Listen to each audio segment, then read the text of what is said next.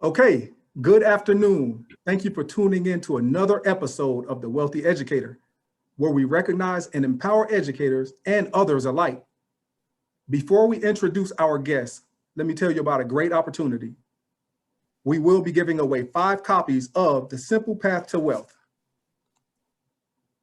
For your chance to win, please like and share this video on Facebook, then head over to the Wealthy Educator on YouTube and subscribe to the channel.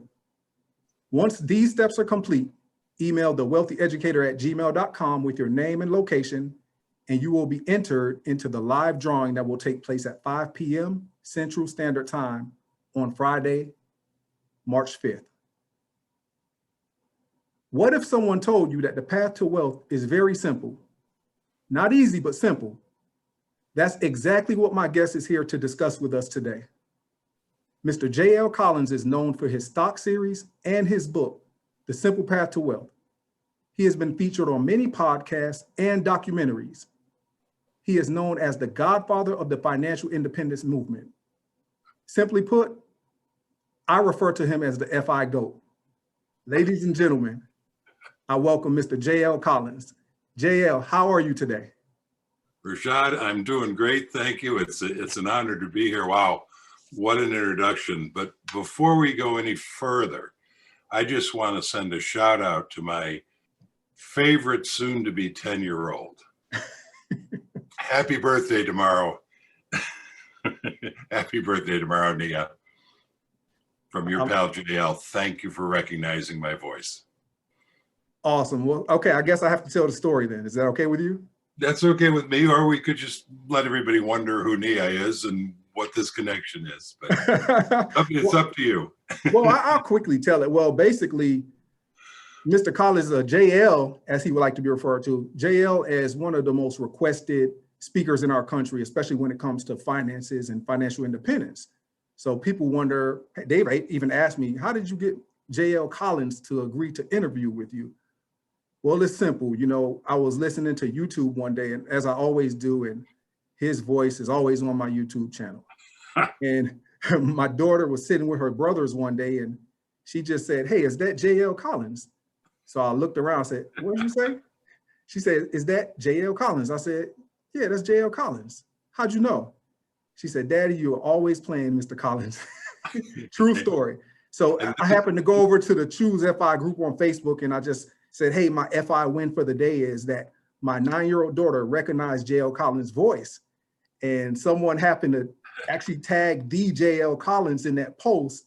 And then I trolled him and I sent him a message.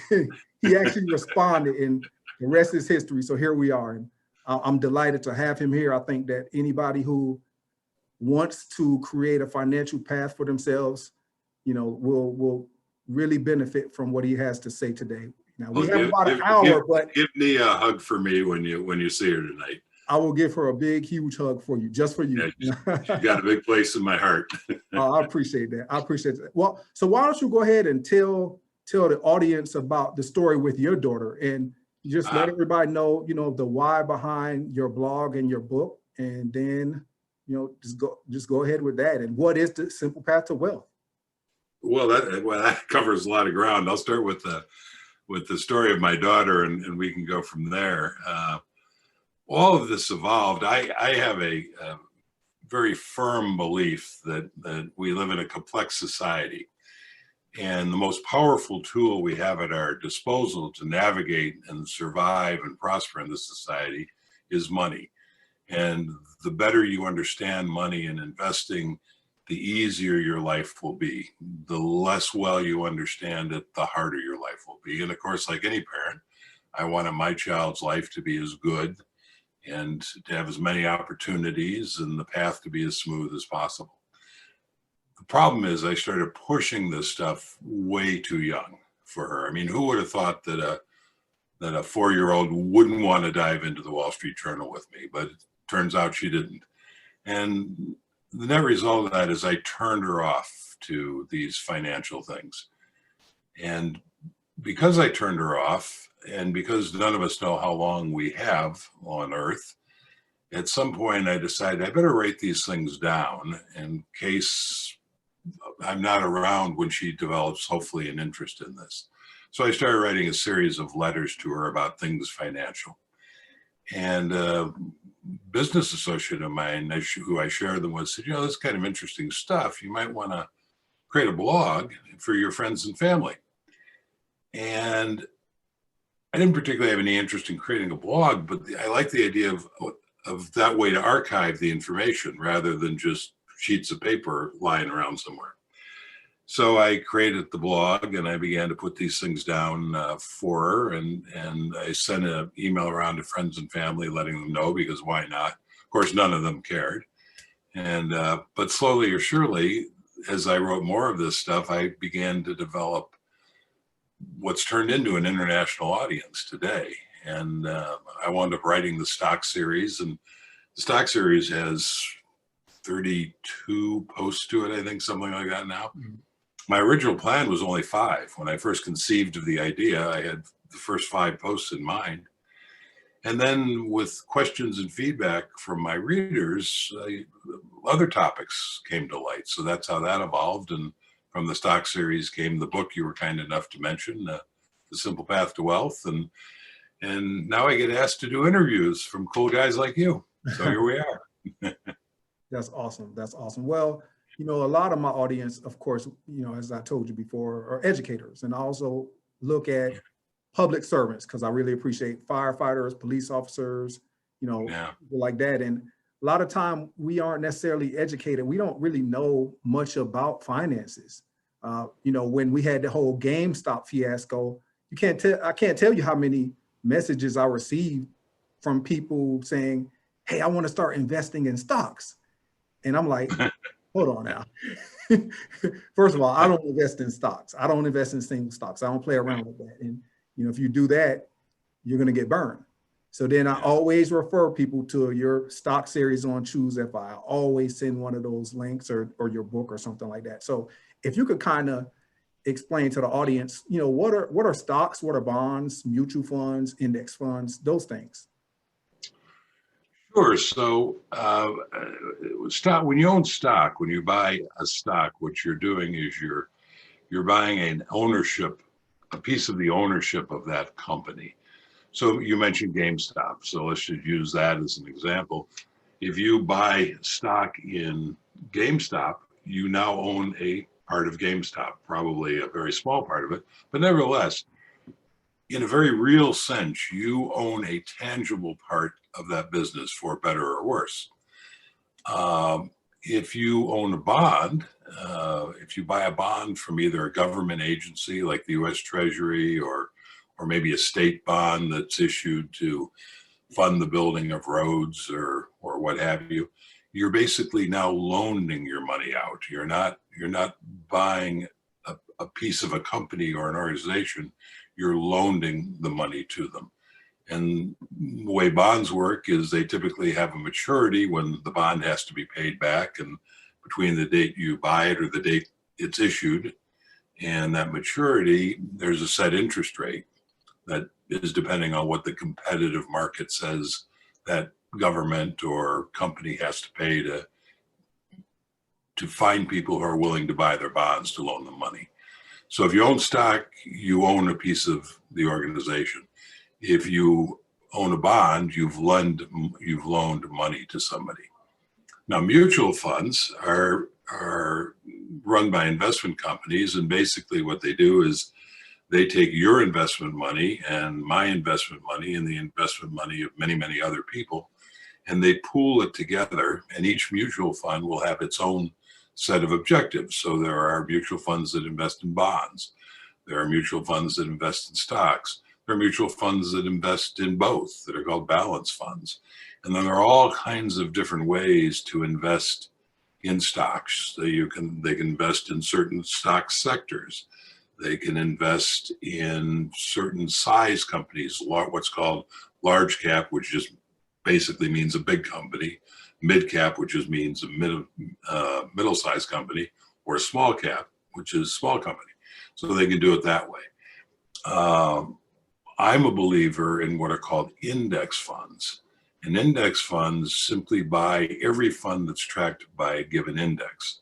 And the index I prefer is the total stock market index. And that means that essentially when you buy a total stock market index fund, you now own a piece of every publicly traded company in the United States. And that gives you a very broad diversification, which is what I like, and a very low cost. When I own bonds, to the extent that I own them in the total bond market index fund, which is similar to the total stock market fund, only now you're owning all these bonds. So does that make sense? Yeah, that definitely makes sense. So let me ask you this. What if you have someone that decides, hey, you know, I'm going to purchase stock in Apple. I'm going to purchase stock in Nike. I'm going to purchase stock in these companies that have been around, you know, for my 30 or 40 years on earth, that have been doing well for a long time. I know that they're going to be successful for the rest of my life in 50 to 100 years from now. What would your pushback be on that if they say, hey, I don't need to invest in an index fund? Well, I guess my pushback would be, how do you feel about Polaroid? How do you feel about Xerox? How do you feel about General Motors? 50 years ago, maybe a little more than 50 years ago, in the late 60s, early 70s, somewhere in there, some of the smart guys on Wall Street came up with what they called the Nifty 50, which was exactly what you're describing. They said, you know, if you buy these 50 stocks, which are the dominant players in the U.S. economy, you know, the best companies in the U.S., if you buy them and you just put them away, you're done. You know, these companies are going to be here for the rest of your life. They're going to, you know, they're going to be the dominant companies forever, and you never have to make another decision. Well, you fast forward to today, and a lot of them are unrecognizable names because companies have a life cycle. So right now, Amazon and Tesla and Apple and what have you are the dominant companies. That doesn't mean they're going to stay the dominant companies. Put that in perspective. The Dow Industrial Average was created sometime in the very late 1800s. And I think there were 20 stocks initially. Now it's the Dow 30. And I used to ask people, so how many of those companies originally on the Dow do you think are still on the Dow today? And my trick answer was there was one, General Electric. Well, now even General Electric has fallen off the Dow. So companies have lifestyle. The economy is dynamic. One of the things that I love about Btsax, which is Vanguard's total stock market index fund, is it's what I call self-cleansing, which means that as companies fade away, they drop off the index, and you're always getting the benefit of the new blood, the new exciting growing companies that then become the Teslas and the Amazons and the Apples and the Microsofts in the future. One of the criticisms of index funds, because they're cap weighted, which means the more successful the company, the greater percentage of it the index owns, is that the Now, for instance, it's very heavily weighted towards tech. And the critics say you're making a bet on tech, which may or may not pay off in the future. The point they're missing is that there was a time when it was heavily based on energy, because those were the dominant stocks, or financials had their day in the sun, or industrials at various times have dominated the index. That's a self-cleansing process. I don't know how long technology is going to dominate. What I do know is that I'll be participating as long as it's dominating. And then if and when it fades away, whatever comes up to replace it, and I have no idea what that'll be, I will benefit from that. Long answer to a simple question. I apologize. That's a great answer. And, you know, I want to, when you talk about VTSAX, when you buy in a total stock market, what is the benefit? So when you think about, I like when you talk about the dogs, there's today's dogs might be tomorrow's heroes. And right. You know, you might lose 100% of a stock, but you can gain more than 100%. So kind of explain or go into more depth about why VTSAX can be very beneficial to someone's portfolio. So maybe we need to step back a little bit and say that VTSAX is an index fund. I kind of alluded to that earlier. And index funds are funds that are different character than actively managed funds. So an index fund, as we discussed a moment ago, buys everything in the index. So when you own VTSAX, you own virtually every company that's publicly traded in the United States. An actively managed fund, on the other hand, is just what the name implies. It has managers who are trying to pick and choose the companies that will outperform the other companies. And one of the problems, that sounds so logical, because you say to yourself, well, gee, if I could just avoid the dogs that are in the index, then obviously I'll outperform the index. Or if I can just focus on the best companies, the high performing companies in the index, then obviously I'll do better in the index. But as you just alluded to, sometimes today's dogs are tomorrow's exciting turnaround stories. And sometimes today's hyper successful companies are Enron, which I might be dating myself, but that was a huge successful company that in the collapse of 2008 cratered suddenly, unexpectedly. So it's very, very difficult to accurately predict what the dogs are going to be and what the outperformers are going to be. If I own them all, I don't have to do that. Moreover, I don't have to pay managers to try to do that. So my costs are low. And as Jack Bogle, who's the guy who started Vanguard and who created the first index fund, the concept of it, used to say, performance comes and goes, but costs are there all the time. Costs are always dragging on your performance. So if you buy an index fund, you've got very, very low costs. And then you just said something very important in asking the question. You said you can only lose 100% if you buy in a stock. And that might not sound very impressive until you put in the context of there's no limit to how much you can gain, right? So if you own the index and some of those companies drift away, and by the way, they'll fall off the index before they go to absolute zero, but still they can go down quite a bit. At the same time, you'll have a company like Tesla, as an example, that's coming up that's not just going up 100% or 200%, but multiple 1,000% over time.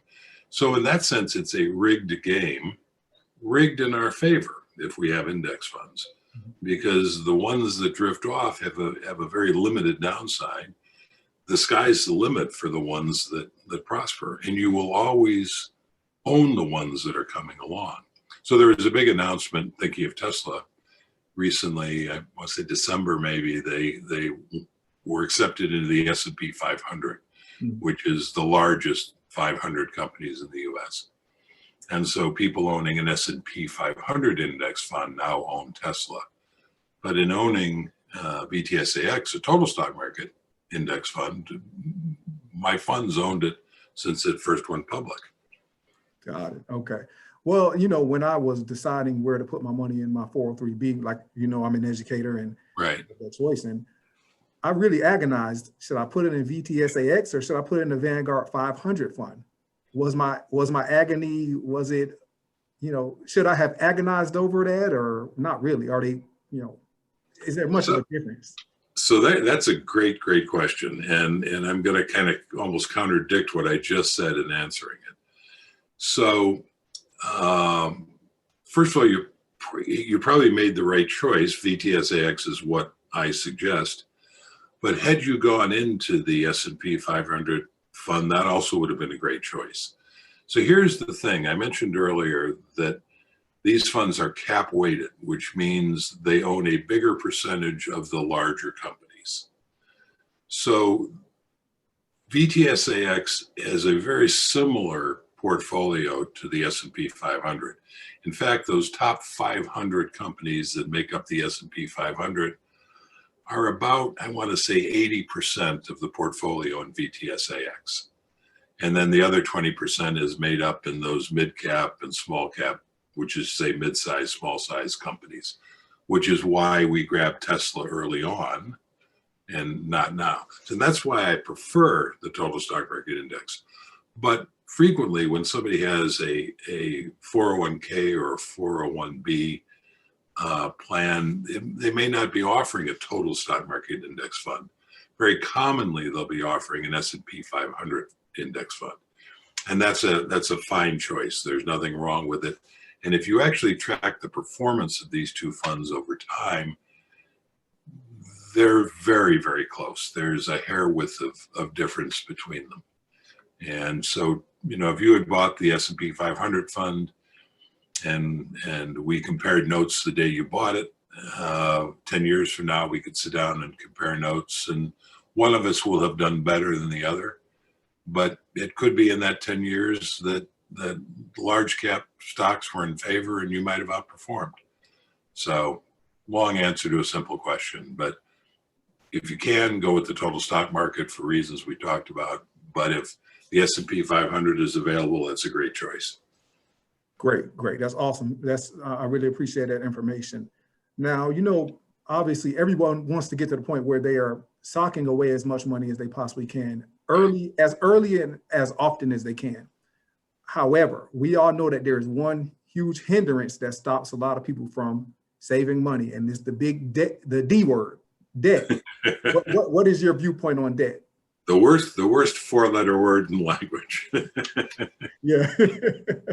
So I think a debt is it's a ball and chain around your ankle. It is, as my friend Mr. Money Mustache likes to say, if you have debt, especially if you have consumer debt, that's a hair on fire emergency. Debt is the single biggest obstacle to becoming financially independent, to becoming wealthy. So I've never had debt other than mortgages occasionally. I've never even had a car loan. I have such an aversion to it. To me, it's like being covered with leeches. And yet most Americans accept debt as a natural part of living. And it's like, what, to my mind, it's like saying, well, of course I'm walking around covered with leeches, doesn't everybody? And in our culture, everybody does walk around with debt. But I say, pull out your sharpest knife and start scraping little bloodsuckers off. And until you do that, you will never be financially free. You'll never be financially independent, because every dollar you come in has to not only go to pay for your current expenses and hopefully go into your investments for your future freedom, but some of it's getting siphoned off to pay your creditors. So it's a horrible thing. And job one, if you have it, is to get rid of it. Now, the good news is if you organize your financial life in such a fashion to free up money each month to pay down that debt, you have created a wonderful discipline, right? So every month you're putting the maximum you can to get rid of that debt, because again, it's leeches drawing blood from you. Once that debt's gone, you've got that discipline of setting aside that money, and now instead of paying it to your former creditors, you pay it to yourself with investing. And you've already got that savings discipline in place. So that's the only advantage I can think of it. Now, obviously, if you don't have debt, you can create the savings discipline and start from ground zero. Yes, sir. So, let me ask you this. There are some people who believe that when you're trying to crawl your way out of debt, you do the debt snowball. You list from smallest balance to largest balance, even if the smaller balance is a certain percentage. I believe you feel that the debt avalanche is more advantageous than the snowball, correct? Well, I'm not familiar with the term avalanche. I think the snowball comes from Dave Ramsey, if I'm not mistaken. Yeah, it's supposed to be more psychological, like, hey, I knock these small ones out, then I take that payment and apply it to the next one. Whereas some people say, hey, we just list it from the highest interest rate first, and then we knock out the highest interest rates and work like that, because you're going to ultimately save more money by paying off the higher interest rate loans before you pay off the lower interest rate loans. Yeah, so I'm a little bit of a hard case in how I think about these things. So there's a lot written, and not just about debt payment, but about investing in finance that is designed to cater to people's psychology, right? So the snowball, as you called it, the idea is that you have a bunch of different debts, and it's psychologically satisfying to get something completely paid off. So what you should do is you should find the smallest debt you have, and pay that off to get that psychological carrot, if you will, for having done it. And the idea is that then maybe that encourages you to pay off more debt because you've gotten that psychic reward. And I suppose if you need that psychic reward, then maybe that's what you need to do. But for me, I say better to change your psychology, because the most financially effective way to do it, should be pretty obvious, is to look at all the debt you have and say, where am I paying the highest interest rate? Because that's the most expensive debt. And whether it's the largest debt or the smallest debt, pay off that. I mean, because paying that off is what puts more money in your pocket quicker, or more accurately, it's what prevents more money from going out of your pocket quicker.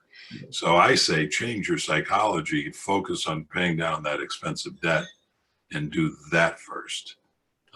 So I'm not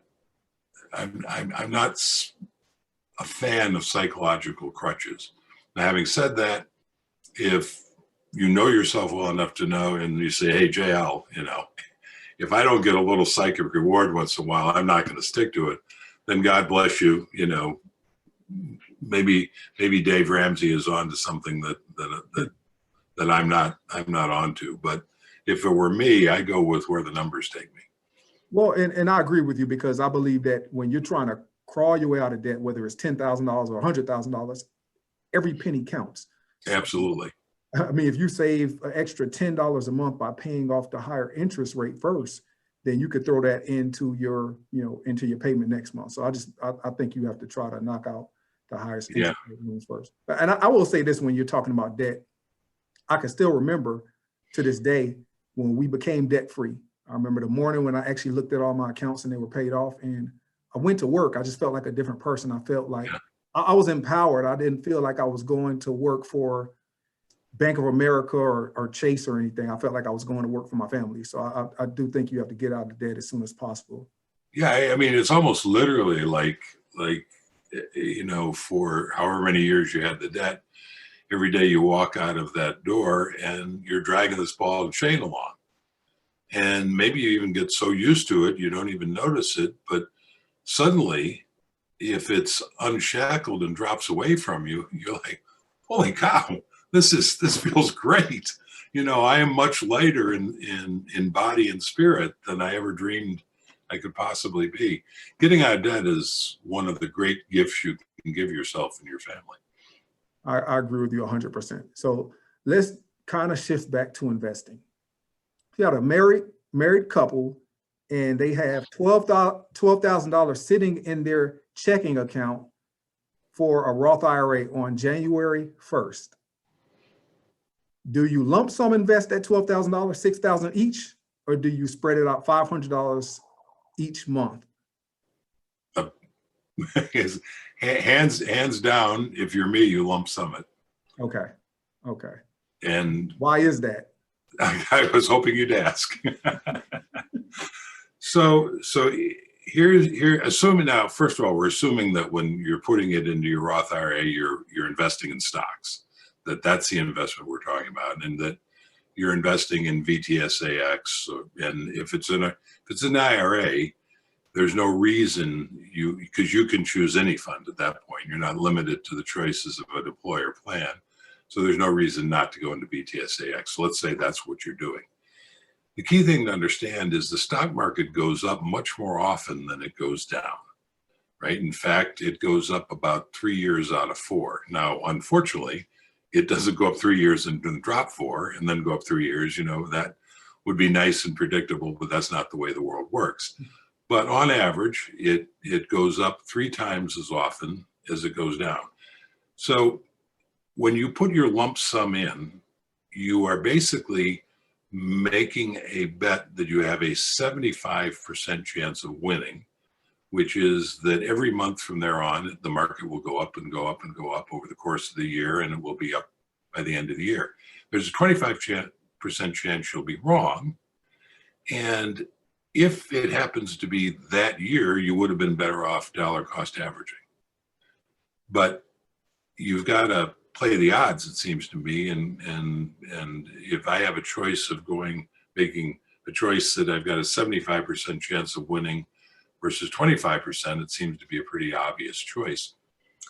The only time dollar cost averaging works is if the stock stays flat, and that doesn't help you. It trades within a very narrow range, or in this case, the fund, or if it goes down. And as we've said, that's very unlikely. Now, the reason that dollar cost averaging is so appealing to people is they have the very reasonable fear of what happens if I put that money in my Roth all at once, and then tomorrow's the day that the market plunges 40%. And the market is a very volatile beast. It is possible that it could plunge 40% the next day. It's unlikely that it'll be that particular day, but the market does plunge by 40% on a fairly not frequent basis, but on a regular basis. That's just part of the process. And I can understand that fear, but the way to look at it is you say, well, let's suppose you took that money and you dollar cost averaged it in equal parts over the course of the year. And let's suppose the market stayed flat, basically, so it didn't hurt you to do that, didn't help you particularly, didn't hurt you. And in December, you make the very last of those payments. And then the next day, that's when it plunges 40%. So by dollar cost averaging, you haven't eliminated that risk. You've eliminated it for that immediate day, but the moment you've made that last payment, you're at risk. In fact, another way to think about that is every moment of every day that you're invested, you're running the risk that the next day is going to be when it drops 40%. And this gets on into a whole nother topic we might want to talk about, which is volatility and why that really doesn't matter long term. And the short answer to that is because while it drops 40%, as well, it dropped last spring, just about this time, actually, last year, with COVID, it dropped, I think, 32% within a week or something, as a great example of what I'm talking about. But of course, it came back, and the market always comes back, and it always marches on to greater heights, which is why two things to think about market drops. One is they're part of the process. They're common. They're not unusual. It's not the end of the world like the media will be telling you at the time. And it's just something you have to live with. You can't predict it. So you just keep going and you just keep investing. And by the way, last thing on dollar cost averaging, obviously, if you are building your investments out of your earned income and you're putting aside part of your monthly income into your investing, by definition, now you are also dollar cost averaging, but you don't really have an option then. You can only invest money that you have, right? So in that case, I'm in favor of dollar cost averaging, but the way you presented it, which is the correct way, is what if you have a lump sum? Because that's the only time you actually have a decision to make. Yeah, it's interesting you say that. So last year, my wife and I, we had our money tied up in investment property in the flip. So when the market tanked, I was like, man, I need the money so I can max it out. Like I was excited because I figured I can get way more shares. So then we end up selling the investment property and then we put some money into it, but the chatter was that it would drop some more. So I waited to put the rest into our Roth IRAs.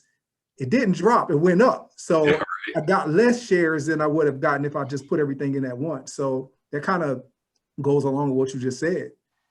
You know, it's interesting because last spring, I am a big proponent, if anybody's aware of my work or if they, after listening to us today, they turn to it and they read it. I am a big proponent that market drops don't matter. They're always temporary. Until the United States of America disappears or until civilization ends, the market will always recover, right? Because if it were not to recover from a collapse of for whatever reason, then by definition, the country is at an end. So I have a great confidence in that. With COVID last year, I had a lot of people telling me, Jim, I understand what you've said. I agree with you, but this time it's different because this time it's a pandemic. Well, it's always something different. I mean, the market crashes on a fairly regular basis. It drops more than crashes too, of course, on a even more regular basis. And there's always something that triggers it. And it's always something we don't expect. And it's always different. So what I was telling people at the time is it's not different. I mean, it's different in that it's a pandemic that's triggering it. And that's a different trigger. But the fact it's dropping is not different. The trigger is just different. And this trigger is particularly heinous because, of course, people are dying, and that makes it different. But in terms of how the market's going to perform, it doesn't matter whether it was the overextended housing situation in 2008 or the pandemic in 2020. Got it. So let's create a hypothetical situation. We have two best friends. They both graduated from college in 2011. They get your book, they read your book, and they each decide to put $10,000 into Btsax in 2013. Unfortunately, let's say around March 1st of 2020, one of those best friends, he passed, he died. The other one, on March 25th, he saw where the market was going and he decided, hey, I need to put my money in bonds and keep it safe. How would those two individuals' accounts look today on March 2nd, 2021? Well, obviously the fellow who died, not that it will do him any good, but for the benefit of theirs, because he didn't tinker with his holdings, he has done much better. The worst thing you can do with tinkering with your investments is to tinker with them. Warren Buffett famously said in an interview that, I'm going to get the numbers a little bit incorrect, but looking at the last century, in 1900, the market was trading at 60, I think. And Buffett says, it's trading at 60 in 1900, and in 2000, it's closing at 11,650. How do you possibly lose money in a market like that? And of course, the answer is you try to dance in and out of it. That's the answer Buffett gives. Nobody can time the market. So your hypothetical guy who says, I see this COVID thing coming, I'm going to go into bonds.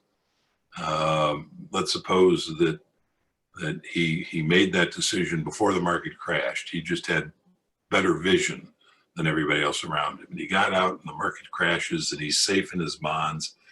And then his vision is so good that when it gets down to that 32 level point, he says, this is the bottom. And then he gets back in and he's holding until now. Well, obviously he's done far, far better. He's also done something that's not really possible. I mean, he's got to get two things right. And then if that's the way you're going to invest, you got to get those two things right over and over and over again. And I certainly wasn't hearing anybody who was selling because of COVID and the market dropping when it was down 32% saying, now's the time to get back in. They were all saying it's going to go lower. Nobody can time the market. And how can I say that so confidently? Well, if you could time the market in the way I just described reliably, you would be 100 times, 1,000 times richer than Warren Buffett and far more lionized. It would be the ultimate financial superpower. And so if anybody actually had that superpower, we would be aware of it, just like if Superman were out around leaping tall buildings in a single bound, we'd notice. And there was only one person, I think in the 80s, that actually accurately predicted it, but it was by luck, correct? Because everybody was predicting it. So, yeah, so I'm not sure who you're referring to.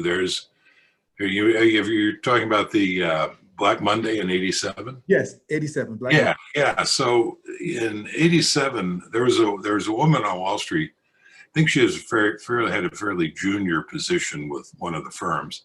Her name was Elaine Garzarelli.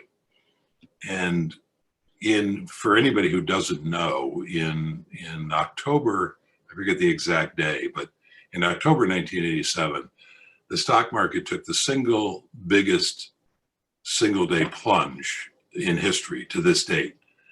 Dropped 25% in a day.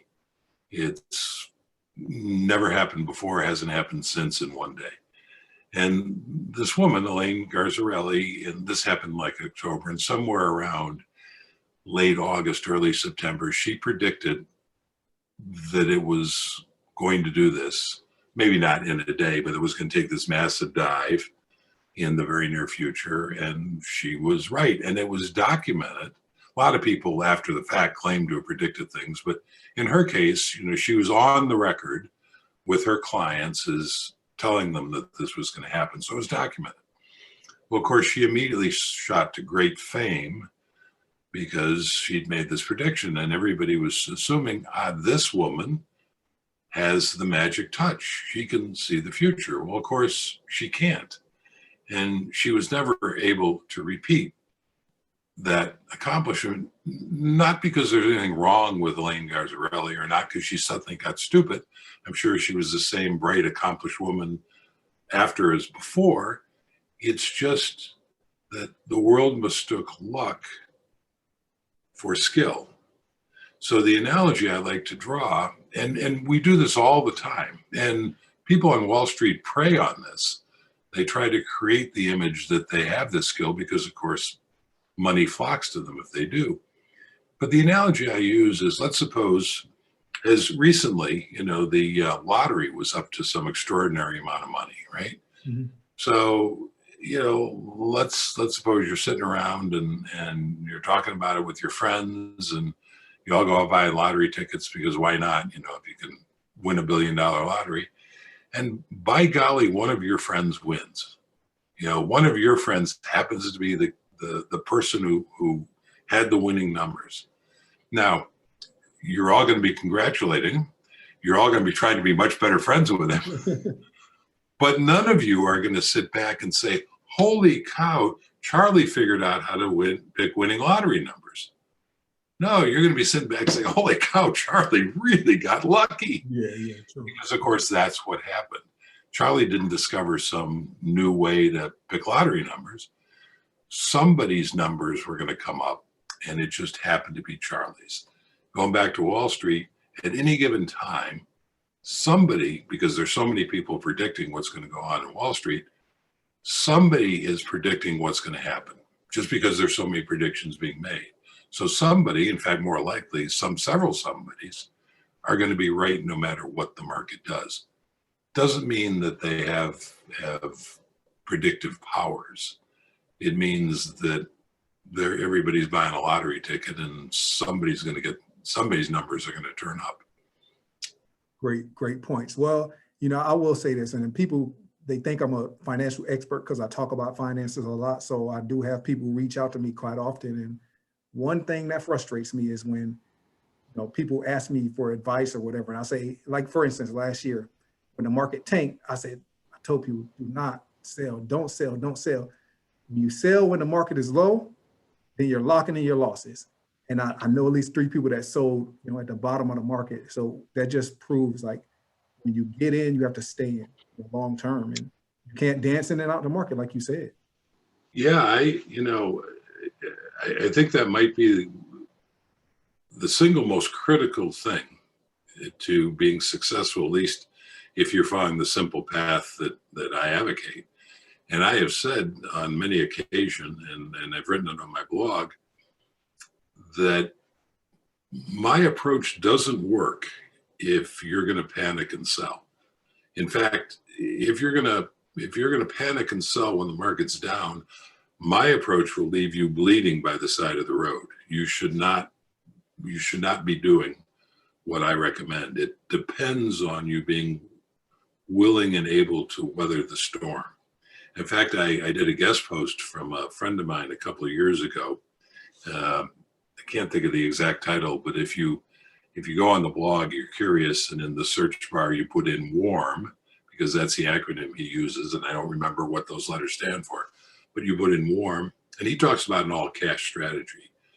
So it's very important in investing, before you put in a dime, to really understand, as the philosophers say, know thyself, right? It's critical. And there's nothing wrong with looking inside yourself and saying, you know what? I know that I couldn't tolerate seeing 40% of my investment disappear overnight. Nothing wrong with that. That doesn't make you a weak person or a lesser person. That's just your psychology. And if you feel that way, if you look in deep inside yourself and you say, you know, I know that if the market drops 40, 50%, I just don't want to deal with that. I don't want to, it's not a psychological thing that I want to have to deal with. Then you should find a different investment strategy than the one I outlined, because you've got to be willing to ride those storms. And you've got to be willing to know, not just in your head, but in your gut, that the storms, however terrible they seem, with all the media screaming about, you know, the world's coming to an end, that it's not true and that things will get better. Might take a while, might take a couple of years. You know, the turnaround last year was phenomenally quick. We can't expect that all the time, but you have to know. And then if you're building your investments over time, those drops actually work in your favor. Because if you're putting the same amount of money in every month as my daughter does now, then every time the market drops, you get to buy shares on sale. That's a good thing. Mm-hmm. And in fact, I've said that for young people who are beginning to build their wealth, the best thing that could possibly happen for them is a major market crash, because they're just beginning to put their money in. And as long as you keep putting money in, the market crashes actually work in your favor. But again, you gotta tie yourself to the mast, not let the sirens lure you onto the rocks. I agree with you 100%. Yeah. So let's say someone is ready to, begin saving for their future, and they're terrified of the market. They, whatever you said today doesn't make any difference to them. They say, I'm just going to put it in an online savings account or in bonds or something very safe. What would you say to them, especially considering they have maybe 30 to 40 years until retirement? Yeah, well, that's the first thing I would say is go to my blog and put in warm and read that guy's post on basically holding and investing in cash. I would never try to talk somebody out of that, because what they may be saying to me or to you is that, hey, I understand my psychology well enough to know that, well, I might know in my head that when the market crashes, it's going to come back. In my gut, I know I'm not going to be able to handle it, and I'm going to sell. And then, as I say, if you sell when the market crashes, my approach is going to leave you bleeding by the side of the road. You'll be better off with just cash or bonds. The problem with that is, especially long term, is that stocks so dramatically outperform that you will have a much longer road in accumulating wealth than you would otherwise. And so, again, I would never say to somebody who said, I just don't want to take the risk of stocks, I would never try to persuade them to take it. But on the other hand, I think it's a great tragedy to invest your money for 30 years in something that you're going to be running hard to stay in place, because you're also losing money to inflation. The value of your cash is going down. So stocks are an incredibly powerful engine for building wealth, but they're incredibly volatile, and you have to be willing to tolerate that volatility. And when it comes to balancing, so a question I get frequently is, well, how much stock should I have versus bonds, right? And bonds are ballast in your portfolio. That's why they're there. They're there to smooth the wild ride of stock volatility. So the more bonds you add, the smoother the ride will be. But stocks dramatically outperform bonds over time. So the more bonds you add, the lower your performance over time will be. And only, every individual has to make the decision for themselves as to what's more important to them, performance or a smooth ride. This goes back to the psychology thing we talked about earlier with debt, where I say, I'm a believer in adjusting your psychology rather than adjusting your investments to your psychology, because adjusting your investments to your psychology is expensive over time in terms of lost. But again, if you got to be sure you can actually adjust your psychology. There's some great points. This is great questions, by the way. Thank you. Hey, I appreciate that. Yeah. So, obviously we talk about financial security, and I believe part of being financially responsible and being financially secure means that you have to have a solid emergency fund in place. What do you think about emergency funds? How much should you have, and where should you park that money? So I'm a little bit of a contrarian when it comes to emergency funds. So I'm not sure everybody needs to have one. I don't have one, as an example. So the wealthier you are, the less you need an emergency fund. And that's probably pretty logical. Depending on what you have in your life also depends on whether you need an emergency fund. So for instance, let's suppose you live in a city and you rent an apartment and you don't own a car. Well, there are very few economic emergencies that are going to affect you. Well, let's suppose that you own a house and you're out in the suburbs and you own a car, maybe a couple of cars, and maybe the cars are older because you haven't fallen into the trap of car payments, so that's a good thing. But now, older cars break down occasionally, and so maybe you'll be hit with a $1,500 transmission repair out of the blue, or maybe the water heater in your house goes out. Well, now you need a different emergency fund, especially if you don't have a lot of invested assets. So the more invested assets you have, the less of an emergency fund you need. So if you are completely out of debt and you have some assets going on and you have good credit, which you probably do, I would say I wouldn't have an emergency fund, because again, and if you have one, by the way, and you need to hold it in cash. So cash is pretty unproductive. I'd rather have the, say, $2,000 emergency fund invested in earning money for me. And then if I have an emergency, I'll drop it on my credit card.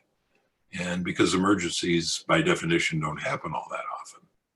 So there's a lot of different ways to look at them. But if you're going to have one, if you decide, I don't have a lot of invested assets, maybe I'm still working my way out of debt. Actually, if you're working your way out of debt, I would not have an emergency fund. I'd put it against the debt, because you can always use your credit card for the emergency if you have to. Better to pay off the debt now. And if you have to add the debt later, then you do that. But if you're even and, you've got some things that might cause you emergencies like a house and a car, then keep it in cash. Yeah, so we had the Vanguard money market fund, and that's where we would keep our escrow for our home taxes. That's where we will keep our escrow for the next year Roth IRA, and that's where we will basically hold everything. But I will be incredibly frustrated because when you look at it, it's like there's zero yield, basically. I'm like, man, I could really be doing something else with it. So this year, for the first time, we actually have that money sitting in stocks and, index funds. Yeah. So it's like, hey, if the market goes up 60 to 75% of the time, it makes more sense to keep that in index funds than in a cash account, which is literally bringing you nothing. So yeah. I appreciate that. If somebody wants to get started with VTSAX because they read your book, they listened to this particular video or the podcast, I will tell you the only thing that frustrates me about VTSAX is that you need $3,000 to get started. Right. So the alternatives I've seen, if you have 1,000, is that you can do like a retirement 2060 account, and I believe it's only $1,000, but it's like 90% in VTSAX and then a little bit in the bond fund or something like that. Or you can do VTI, which is an ETF. Can you kind of explain what an ETF is so that if someone who wants to get started with VTSAX, they can go ahead and get started through a VTI or some kind of ETF? Sure. So first of all, let me say that I agree. You just named two really good ways to get started. So I agree with you on both those. And VTI, which is, as you mentioned, is an ETF. ETF stands for Exchange Traded Fund. And without getting too deep in the weeds, VTI owns exactly the same portfolio as VTSAX. So when you own VTI, you own the same portfolio as VTSAX. They are interchangeable in that regard. VTI, the Exchange Traded Fund, it was designed to allow you to buy the fund like you'd buy a stock. And so you can buy just one share of VTI, and I haven't looked at it recently. I think that's like $100 a share or something now. So you could literally go and buy one share of VTI from Vanguard. So there'd be no commission on it. And now you're in the game for $100 or $150 or whatever the shares are going for at this time. And you could hold VTI forever, and you'd be holding essentially the same portfolio. So there you go. I prefer VTSAX. I prefer the fund probably because when I started investing, there weren't exchange traded funds, and I'm more comfortable with it. And I'm not, exchange traded funds were created to facilitate trading in these things. And I don't believe in trading. I will own my VTSAX literally forever. I'll never sell it. When I'm living on it, I might sell off tiny little pieces of it to provide for my spending, but I'll never sell it. I'll pass it on to my charities and to my kid, and she has the instructions to never sell it. There's just no reason to sell it because you own the publicly traded segment of the United States, which I think is a pretty good bet. And by the way, if you don't have faith in the future of the United States, and some people don't, then obviously my approach is also not one that you want to follow. It does suppose a belief that the United States has a good future, and that is my belief. That's pretty awesome, man. I agree with you 100%. Now, I'm also a fan of Fidelity, not as much as Vanguard, but I do love the fact that with Fidelity, you can drop in $25 a month. And that's how I got my kids started with their UGMA, Uniform Gift Transfer to Minors Act or something. Yeah. $25 a month. Yeah. And they're doing it into FZROX, which is the zero fee fund, which is pretty similar to VTSAX. Now, if someone decides, hey, we're going to go ahead and do $25 a month into FZROX, once you hit $3,000, would you recommend them just go ahead and stay there, or would you recommend them to transfer that over to VTSAX?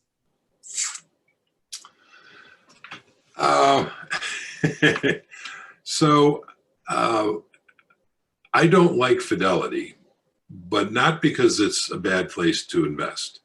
So anybody who's invested with Fidelity can feel confident that they have a good investment. And I forget the ticker you mentioned, but it's Fidelity's version of VTSAX.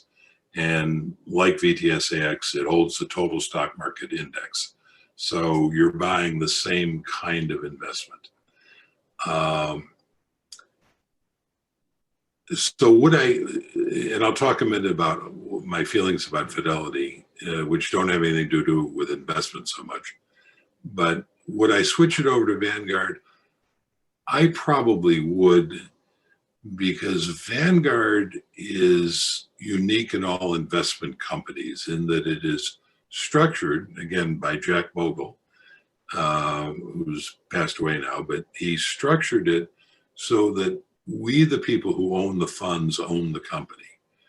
So there is a direct alignment between Vanguard's best interest and the investor's best interest. Every other investment company has to serve two masters.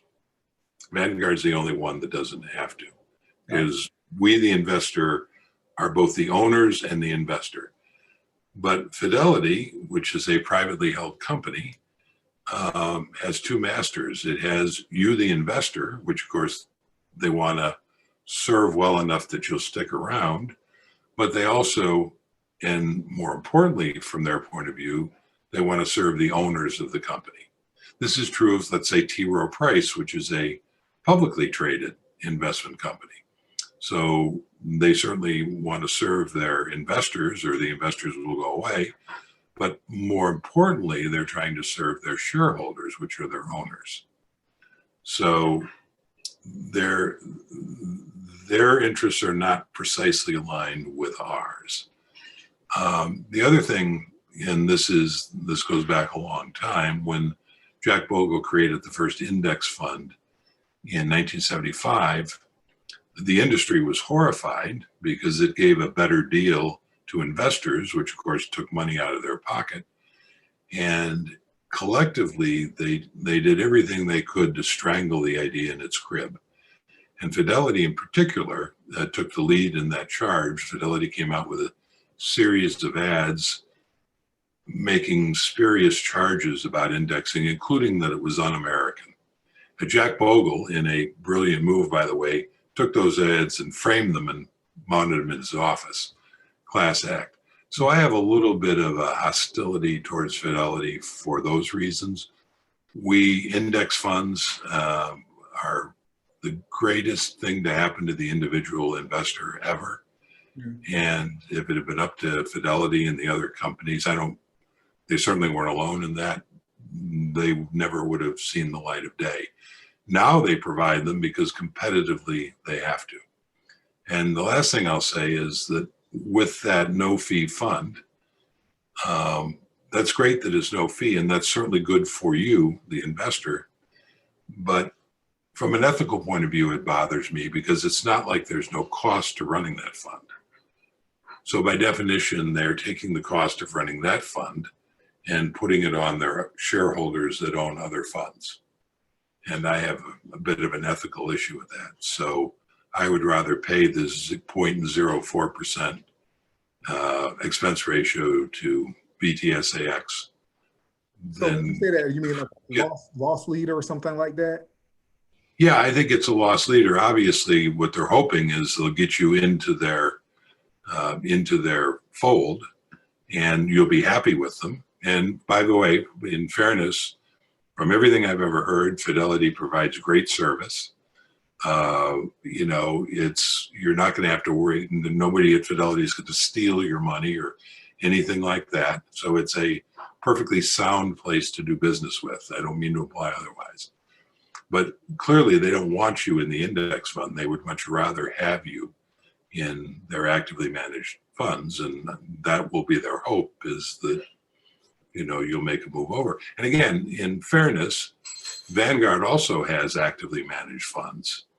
I'm a little horrified by that personally, because it's straying from the one true faith, in my view, that Jack Bogle created. But like any organization, they want to grow and prosper, and they know certain investors want actively managed funds, and so they provide them.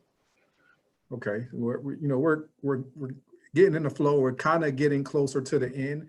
You've just dropped some serious knowledge on people. Let me tell you, the first thing I learned financially out of college was to buy term and invest the difference when it comes to life insurance. What are your thoughts on that?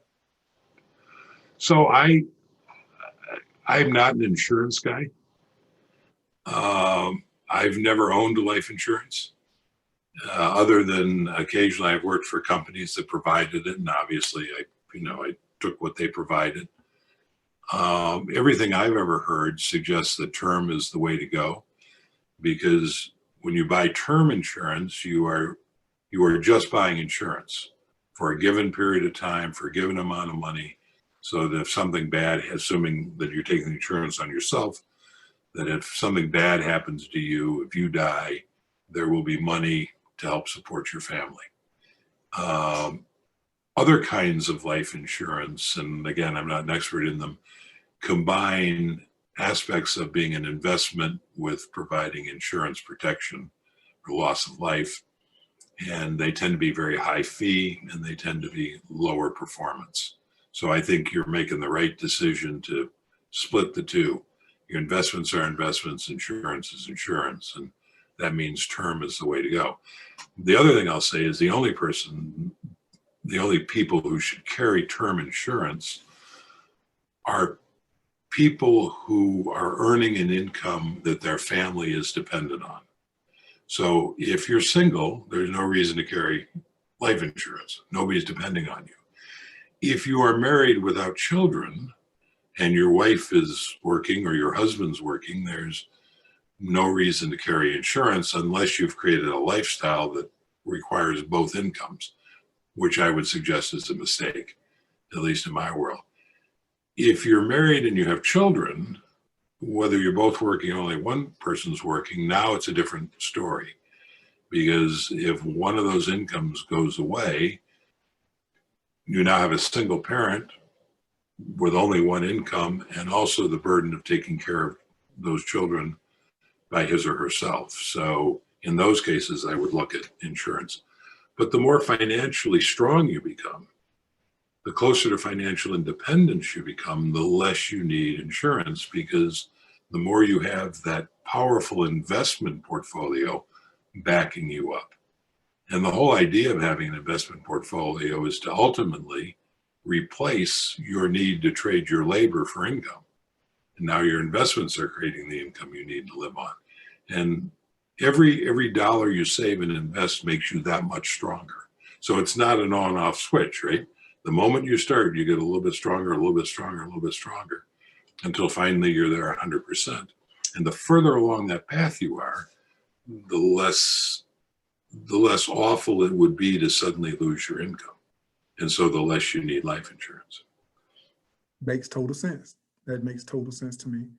Well, you have a teacher who is graduating college. She's 23 years old, and she knows she's going to get a pension from her state, maybe 60 to 65% of pension after she works for about 35 years. In order to supplement her retirement, what kind of advice would you give to her right now moving forward? So I think that pensions, and for that matter, Social Security, are probably likely to be there in 35 years for her. But I wouldn't put all my eggs in that basket. And I've never had it. Well, I had a small pension at one point that I cashed out, but I haven't had that kind of teacher pension over 35 years, which theoretically can be a lucrative one, as I understand. But I would say I'd want to invest so that I had a backup. And the worst that's going to happen is the pension's there, and I've got my backup investments, and I have even more resources.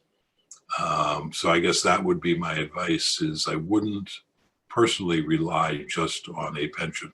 And of course, the other side of that coin is 35 years is a long period of time. And no matter how much you love teaching, in 10 years, you might say, this has been a great 10 years. I've loved every minute of it, but I want to go do something else. There's some other new opportunity opened up. And now that pension is not necessarily going to be, well, it's definitely not going to be the same as it would have been otherwise. So if you depend on that pension, you're also locking yourself into the time frame to earn it. Got it. So simply put, when we talk about the simple path to wealth, you really want to get out of debt and stay out of debt, and invest long-term, early and often, in index funds such as Btsax with Vanguard. If I just had to put it in simple terms, that's kind of what we're looking at, correct? Yeah, it's avoid debt, live on less than you earn, and invest the difference. And if you do those three things, you'll wind up wealthy. And you'll wind up wealthy in more than just money, because it's a psychologically healthy way to live, it seems to me. That's great. Well, I have one question before I let you go. He said, what is the main difference between investing in VTSAX and VYM, which is Vanguard High Dividend Yield ETF? I get the logic of investing in VTSAX, but it only has a dividend yield of 1.42%, while VYM's is 3.19. I'm wondering what's the difference between the two. So great question. The difference is it VYN? VYM. High VYM. So VYM, if it's yielding a high dividend, is by definition investing in large, at least currently stable companies. Because those are the kinds of companies that pay high dividends. VTSAX, as we talked about earlier, invests in the entire stock market.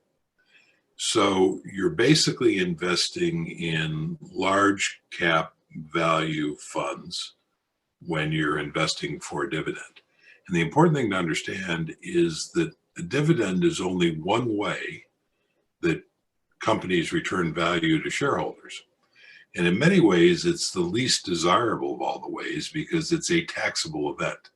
So the moment the year that a company pays a dividend, now if you have it in a tax advantage account like an IRA, this doesn't count. But if you own it outside of that, the moment you get that dividend, it's a taxable event in that year. You have to pay tax on it. So a company, instead of paying a dividend, for instance, might buy back some of its shares. That has the effect of making the remaining shares worth more money. That puts more money in the stockholder's pocket. A company like Tesla, for instance, isn't going to pay a dividend because Elon Musk is saying, rather than paying out the money that Tesla's earning, I can make much more money for my shareholders investing that money in the business and building it. So that's true of that's called a growth company. That was Apple until fairly recently. Apple started paying a small dividend. So if you focus on just dividend paying companies, you're going to miss the powerful growth of companies on the way up.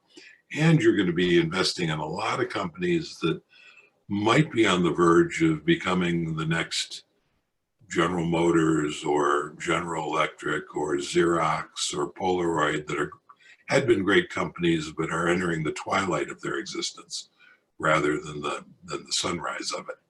And so there is that risk too. Dividends are only one part of the equation of how you get value from owning stocks. And in many ways, it's, in my view, the least desirable. I'm much more interested in growing along with the business. I'm happy to get the dividends that BTSX throws off. So it's nice to have that as a little bit of spice on the plate, if you will. Yeah. And I always have them reinvest my dividends. So. Yeah, I do too. Well, JL, it's been real. I mean, we can do this for hours and hours and hours. Of course, I'm up for it if you are. We're not going to hold you that long. My kids probably are ready for daddy to come home and have dinner. But, I just want to remind the audience, we're giving away 5 copies of The Simple Path to Wealth because whatever JL talked to us about today, it's not going to be nearly enough, when you talk about his stock series on jlcollinsnh.com and his book, The Simple Path to Wealth. So once again, please like this video, share the video, and then go over to YouTube, The Wealthy Educator, subscribe, and then shoot an email to thewealthyeducator@gmail.com. And you will be we'll pick 5 people on this coming Friday to receive a free copy of the book. If you're not one of those lucky 5 people, please be sure to spend the money and get this book, and then Google JL Collins. And there's so much YouTube content out there. And if you want to change your financial lives today, please listen to this man. He is amazing. He is the FI GOAT, and we really appreciate him. JL, thank you so much for being on the show today. We appreciate you, and I hope you stay safe out there. Well, the same to you. It's been an honor to hang out with you, and I appreciate all the great questions, and let's do it again another time. Yes, sir. I will definitely take you up on that. All right, man. Have a great evening, and happy birthday to Nia. Hey, thank you so much. She will be happy to hear that. All righty. Bye-bye now. Bye-bye.